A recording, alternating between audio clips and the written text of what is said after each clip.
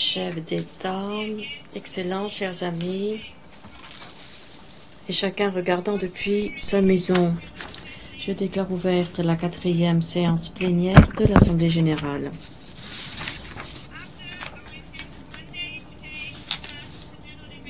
Aujourd'hui, le débat général commence de la 80e session.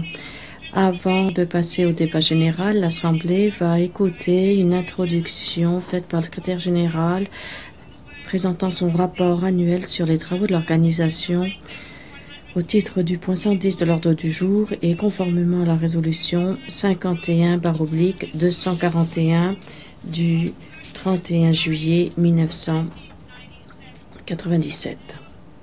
Je donne maintenant la parole au secrétaire général des Nations Unies, son Excellence Antonio Guterres.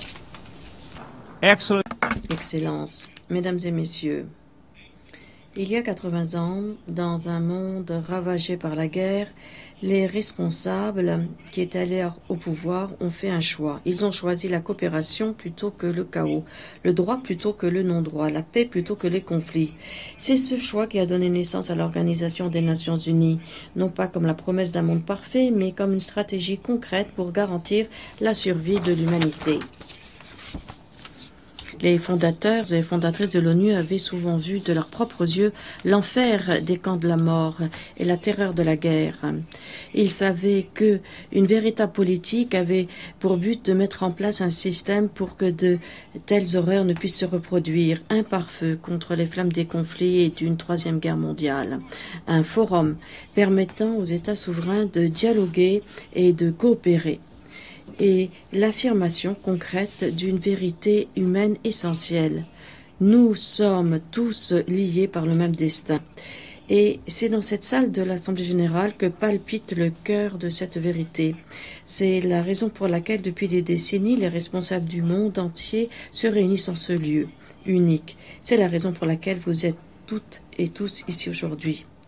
Parce que lorsqu'elle joue pleinement son rôle, l'ONU est bien plus qu'un lieu de rencontre et de réunion. C'est une référence morale, une force de paix et de maintien de la paix, un gardien du droit international, un catalyseur du développement durable, une bouée de survie pour des personnes en situation de crise, un phare dans la nuit pour les droits humains, un centre qui traduit vos décisions, les décisions prises par les États membres en mesures concrètes.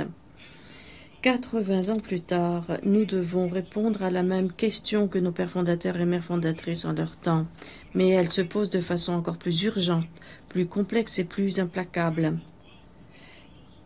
Quel monde voulons-nous bâtir ensemble? Excellence, la tâche est immense, alors même que nos moyens d'agir, eux, fondent comme neige au soleil. C'est une ère de bouleversement dangereux et de souffrance humaine incessante. Regardez autour de vous. Les principes des Nations Unies que vous avez établis sont assiégés. Écoutez, les piliers de la paix et du progrès vacillent sous le poids de l'impunité, des inégalités et de l'indifférence. Des nations souveraines envahies, la faim utilisée comme une arme, la vérité réduite au silence, les colonnes de fumée au-dessus des villes bombardées, la colère qui gronde dans des sociétés divisées, les littoraux submergés par la montée des eaux. Autant d'avertissements. Et cette même question. Quel monde allons-nous choisir? Un monde où règne la force brute ou un monde régi par les lois?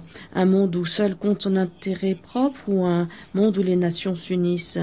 Un monde où règne le droit du plus fort ou un monde de droits universels?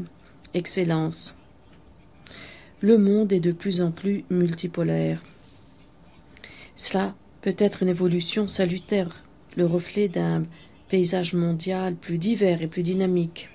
Mais sans institutions multilatérales efficaces, la multipolarité ouvre la porte au chaos, comme l'Europe l'a appris à ses dépens lors de la Première Guerre mondiale.